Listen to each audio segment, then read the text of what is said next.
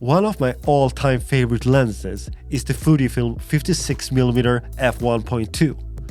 The old lens has a certain look to it, a certain character, and today we're gonna have a look on that one and compare it to the newer one, and answering the question if old is gold. Let's talk a little bit about the new one. The overall performance is better, it has better sharpness, better resolution, it's weather sealed, it's more confident with the autofocus, and it's overall a much better lens when it comes to true performance. However, if you compare it to the smooth focus motor that you get on the Fuji f2 lenses or maybe the 50-140, it still doesn't have the best focus performance that Fujifilm has to offer. However, this lens is not meant to be a fast performer. It's made to make amazing images, perhaps mainly on people, all with an amazing look. Though it performs just as amazing on non-people subjects too. And it adds some of that sweet telephoto compression while still providing a sense of being near your subject. The interesting thing for me is how does all these performance upgrades stands against the look of the older one?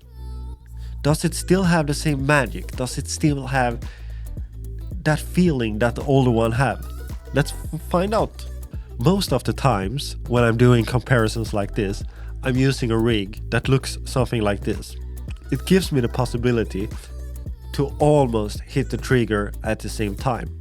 However, this is two different cameras. It's an X Pro 3 and an XE3, so different sensors. Very early when I started to try these lenses on different bodies, I noticed that there was a difference in colors. So I had to see if this was because of the cameras or if the actual lens had a difference in it.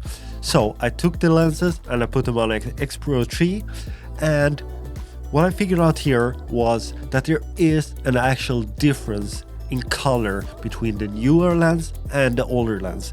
The newer lens provides a slightly warmer image than the older one. However, I don't feel like this is a big deal because it's mostly a matter of adjusting the white balance. And the only time you're gonna notice this is when you see an image side by side as this. In practice, you're not gonna notice this in any way. Personally, I prefer the warmer tone that the new lens provides, but I don't really see it as a benefit for the new one in any way. All the images you see here is shot in RAW. It's the same white balance on the both cameras, same picture profile, and the same settings. RAW format makes most sense because on Fujifilm cameras there's a huge amount of possibilities for you to personally adjust the color settings on your JPEGs. Since we have established that the color differences is because of the lenses and not the cameras, we can have a look on some more images and look at some other characteristics that these two lenses have. Next out is purple fringing. In this sense, Fujifilm have made a very good job with the new one, and it performs much better than the older. Let's have a look on the Bokhe. The new one have a more creamy feeling compared to the old one and tends to create some cat eyes every once in a while the old one has rounder balls. In certain situations, the older one tends to feel a little bit busy. The older one also creates some soap bubble bokeh in some situation. However, this is not a character trait that I would label any one of these lenses with. Both of them are very nice when it comes to the bokeh, but I think that I prefer the look of the older one, at least in more situation than the newer one. But in some images, I prefer the look on the newer one, and that's the whole thing with bokeh. It kind of changed from situation to situation. Sorry for interrupting the video, but did you know that I'm answering viewer questions in video format? So if you have a question, drop it in the comments below. And another thing, I would really appreciate if you would subscribe to my channel. Thank you. sharpness is something that we have to talk about, because the old one has a certain softness to it, especially wide open, and it tends to be like two personalities in one lens. It works like this: if you shoot wide open at 1.2, it's a little bit soft, but it's still sharp. If you stop it down to 1.4, 1.8, it sharpens up a lot. So it almost like they did it with purpose. This is what I call a multi-personality lens, and I generally like this trait, but only if it sharpens up immediately when you stop it down, just one click. So if it sharpens up at 1.4, 1.8, then I'm all good with it. But if you have to stop it down so much that you destroy that Bokhelicious bokeh, then it's not a trait I want.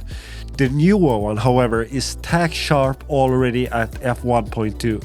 There's also a huge difference in the amount of details these two lenses are able to render. If you look on the images on the newer one, it has much more details than the older one, especially when we are talking wide open at 1.2. Generally, the old lens reacts very good to adding sharpness in post-processing, and in many situations it's possible to create more or less the same look when it comes to sharpness. But when it comes to creating that softer feel that the older one can do, especially with skin tones and portraits, I think I would say that the newer one is lacking behind a little bit. Perhaps you need to add like a mist filter or something like that to compensate for this, because sometimes there can be such a thing as too much sharpness and too much details, especially on a human face. So if we're now gonna answer the ultimate question, which one is the better one? Which one should you buy? Shall I upgrade? Is it worth buying new one, or should I just go for the older one? Well, from my point of view, it's two different lenses. They both have things that I like. The newer one is generally a better performing lens, but necessarily not a better looking lens.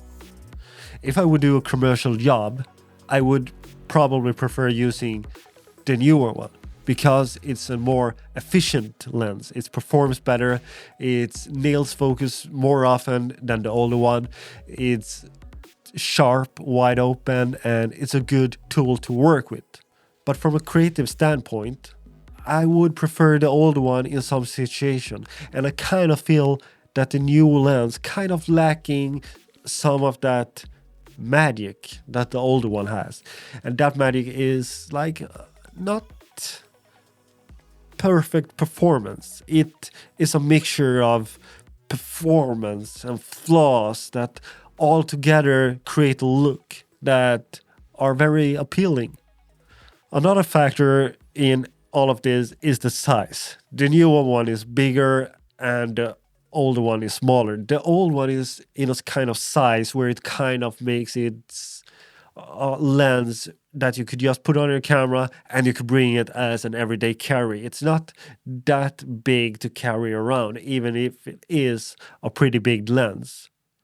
The newer one, however, is slightly bigger, and I think it just comes over that point where it's a little bit big to just like casually carrying around. It's doable, but it definitely a camera lens combination that's gonna be noticeable when you're carrying it around with you.